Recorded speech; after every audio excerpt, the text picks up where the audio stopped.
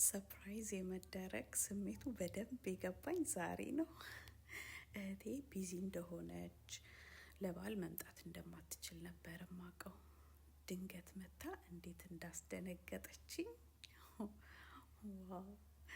እና ዛሬ ዘፍጥረት ምዕራፍ 3ን ሳነብ አዳምና ሔዋን እንደኔ ነበር የደነገጡት እያልኩ ነበረ። አይናቸው ሲከፈት ማለት ነው። አዳምና ሔዋን ለዚህ ድንጋጤ ያበቃቸው እባቡና ሔዋን ሲነጋገሩ የተዘራው የጥርጣሬ ዘር ነበር። ያ ዘር ፍሬ አፍርቶ አትብሉ የተባሉትን ፍሬ እስከ መብላት አደረሳቸው። አይናቸው ተከፈተ፣ ለውድቀት ተዳረጉ። አይናቸው ከተከፈተ በኋላ ያደረጉት ነገር ወደ እግዚአብሔር መጥተው እንዲሆነናል ማለት ሳይሆን ከእግዚአብሔር መሸሽ፣ መደበቅ ነበረ ቀጣይ እርምጃቸው የነበረው። ብዙ ሰው ከእግዚአብሔር ቤት የሚሸሸው፣ ከጸሎት የሚሸሸው፣ ከህብረት የሚሸሸው ህይወቱ ላይ ድካም ሲኖርበት የሆነ ነገር ሲገጥመው ነው። እስቲ በዙሪያቸው ያሉ ሰዎች ሲሸሹ እዩ፣ የሆነ ነገር በህይወታቸው ሲፈጠር ነው።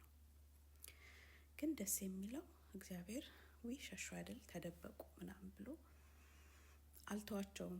ሊፈልጋቸው ነው የመጣው።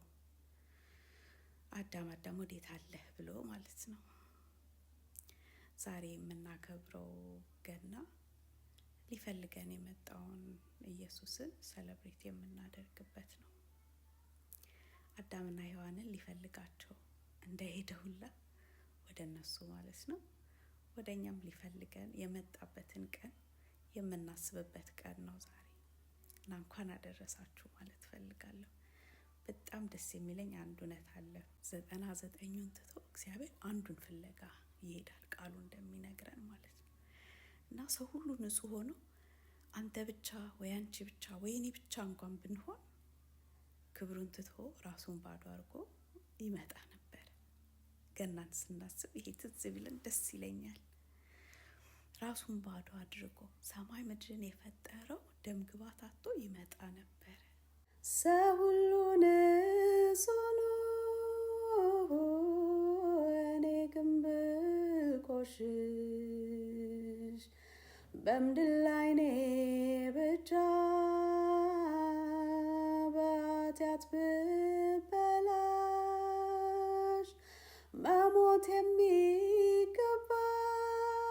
የሚገባኝ እኔ ብቻ ብሆን ኢየሱስ ለብቻዬ ይመጣልኝ ነበር።